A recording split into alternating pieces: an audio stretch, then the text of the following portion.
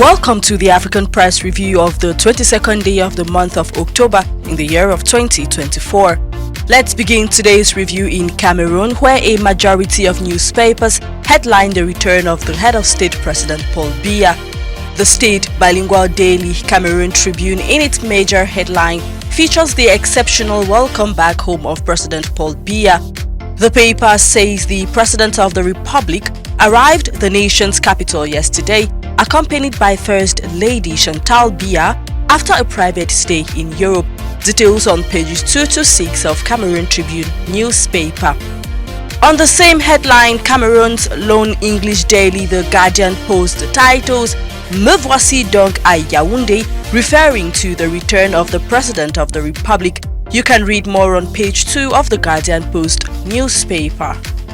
Over in Nigeria, this day newspaper says Nigerian President Bola Ahmed Tinubu has launched a bid to raise oil output by 1 million barrels per day in 12 months.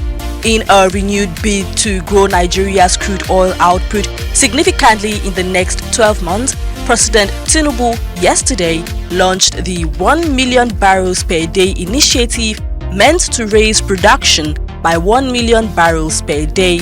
This story continues on page 5.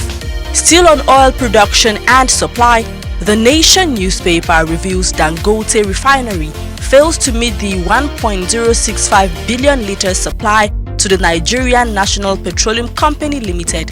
The paper goes further to say a document from the state oil company showed that the refinery has been unable to meet the supply request. You can read more on page 4 of The Nation newspaper. Away from Nigeria, Kenyan newspapers this morning are taking interest in the Gachagua case. People Daily headlines, "One Nation, Two Deputy Presidents." The paper says in a bizarre political development, both impeached Rigathi Gachagua and Interior CS Kindiki Kithure lay claim to the Harambee House Annex. Discover the full story on pages 4, 5 and 6. The Standard newspaper on its part titles "Politics versus the Law," further stating an unprecedented battle will take place in the corridors of justice starting today. Myriad issues are on the table in what is turning out to be an epic battle between the President, Parliament, impeached Deputy President and judges. Find out exactly what is going on pages 8 and 9 of the Standard newspaper. Let's end this review in Zambia with Daily Nation, which on its major headline reveals ECL shocks State House. Clayson Hamasaka says President Hichilema has no plans of delaying the 2026 general election, accuses former President Lungu of alarming the nation. This story continues on page 3.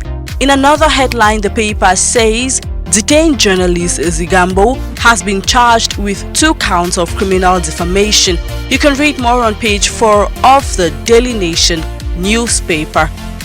We have come to the end of today's review. Thank you for being with us. Keep watching programs on Global LTV.